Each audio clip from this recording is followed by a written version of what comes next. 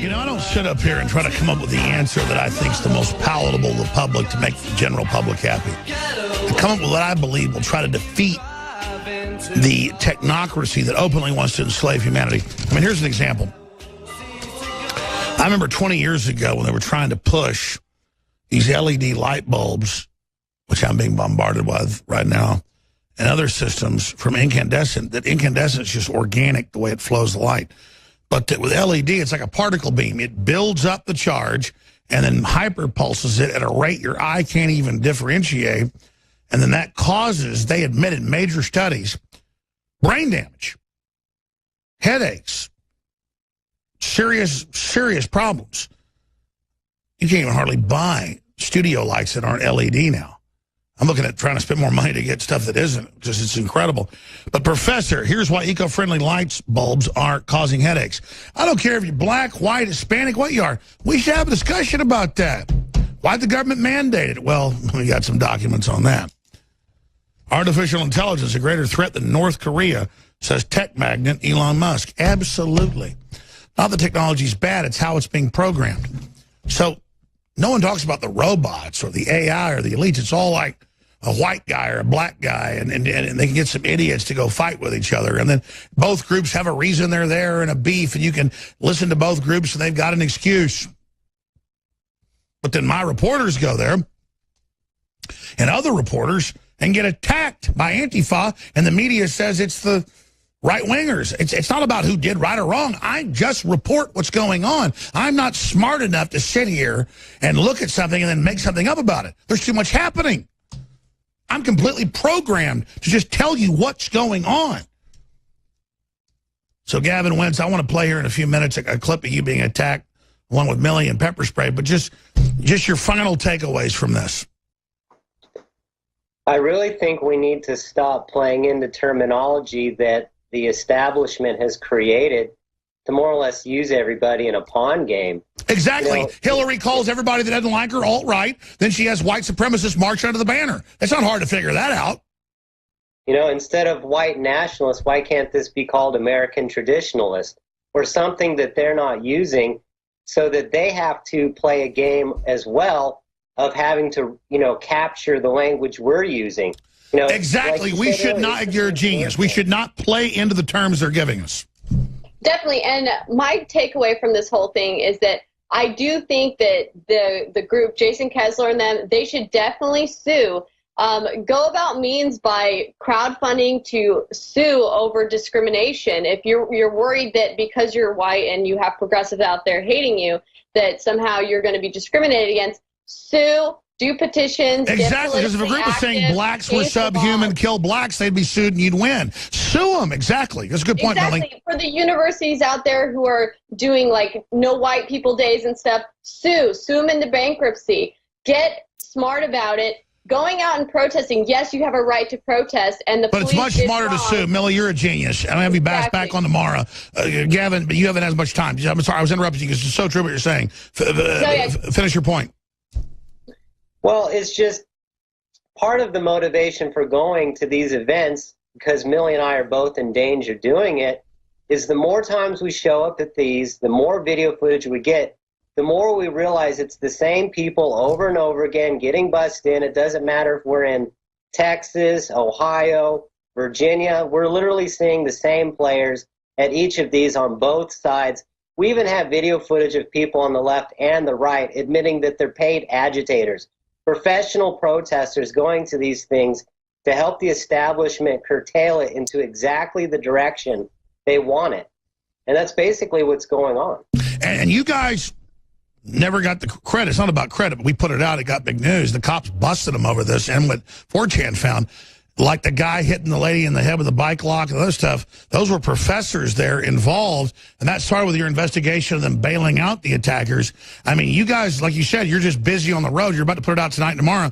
Come on tomorrow. You have the footage of the right wing and the left wing. They're the same people. It's all actors, basically. Well, and then you have individuals like Cornel West, who, you know, forever I thought he was a peaceful activist for African Americans.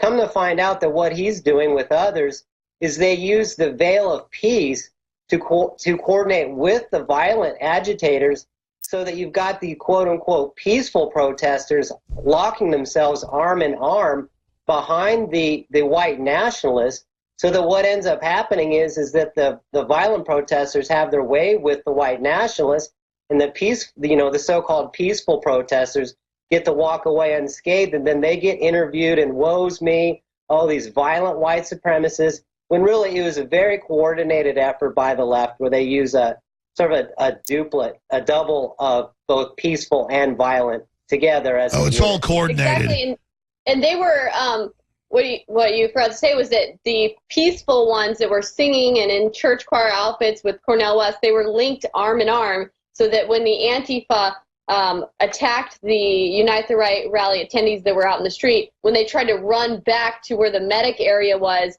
they actually were, arm in arm, blocking them from being able to do so the Antifa could continue to, fight them. And the Antifa and the Unite the Right rally people had to actually push through and bulldoze through those people, and then they can go, woe is me, they tackled me or rammed through me, and, you think it's peaceful, but these were groups that were organized. Well, undoubtedly it's staged. And Trump says, I decry all hate. Let's come together. Let's love each other. But we need to investigate this. And there was both sides coming to fight. It's totally true. I mean, like you said, a couple hundred folks on the white nationalist side, most of them are reporters covering it like you're being attacked. We have endless videos that I can't even get to here, so it'll cut into your time. They're all on Infowars.com. And I'm not complaining. I'm very proud of this. But, folks, so much good work we do doesn't get the coverage it needs. It's all up to listeners and viewers to appreciate the footage, the raw hours of footage that you and Gavin shot that was so dangerous to you, to see the proof. And I just see the Hill and others that are so pro-Soros being attacked themselves. Is that not a wake-up, Gavin, to them that they got physically attacked, too, just because they didn't look like meth heads? I don't know. Maybe it is, maybe it isn't. We were seeing a lot of friendly fire happening on the Antifa side because they're so overly deploying, for lack of a better term, chemical weapons on everybody that both sides were getting hit. And they seem I was about to say, so I mean, all the footage I've seen, no one on the, quote, right attacks. Say what you want. It's all just left-wing frothing, and they seem so wimpy that every woman you see, the better looking they are, the more they're attacked. Even if they're on the left, it's like weird men that want to attack women. Well, it's like the guy that was attacking me. He literally was punching me and hitting me and attacking me twice. But he's such a scrawny little, I'm not a big guy myself, but he's so scrawny, I didn't even really notice it. It's not until he actually sprayed me directly in the eyes with pepper spray that he was able to have me stop filming. Well, great job, both of you. Keep on the road with Flyover Country. Tens of millions watching. Thank you so much. I'm going to end this transmission before the weekday show begins tomorrow at 11 a.m. Central with White House aide. People showed up looking for trouble. Tom Bossard absolutely nails it. We're going to go out to the end of the transmission with this. But Millie Weaver and Gavin, great job. We really appreciate you both. You're amazing. Here it is. Situation, Mr. Bossard, where neo-Nazis, alt-right, and others went to Charlottesville, Virginia, chanting anti-Semitic, anti-African-American, and other racist slogans, provoking the people of Charlottesville, Virginia, making them feel intimidated. Yes, violence did break out. One person was killed by one of these alt-right Klan Nazi protesters, and you just decried both sides of this, and this is the issue. No, I didn't, and you're making this issue a little bit distorted. So what I would decry is the individual that committed murder yesterday. What I would do, though, is quibble with this notion that any of this is acceptable. These groups showed up spewing hate. These groups showed up looking for violence. What groups? I think it's just important for people to understand. What groups are you referring to? Of course, the groups that showed well, I referred to the groups that clashed yesterday. I think it was pretty graphically evident. Are you talking about the neo-Nazis, or are you talking about the counter-protesters? One of the things that I think the mayor will make clear to you, and probably stated earlier on your program, I know he and I talked about it this morning, was the difficulty he had in planning for this event. This was an event in which we anticipated violence, in which he anticipated violence, in which there was violence being rehearsed and planned for in events. All right, folks, I don't have time to get the full clip. We'll have more coverage tomorrow, 11 a.m. Central. Bottom line, it's staged. It doesn't matter who you are. Admit it's staged. Don't be part of the staging. Don't be part of the manipulation. Pull out, be above it, see the manipulation, then deal with it and make your own decision.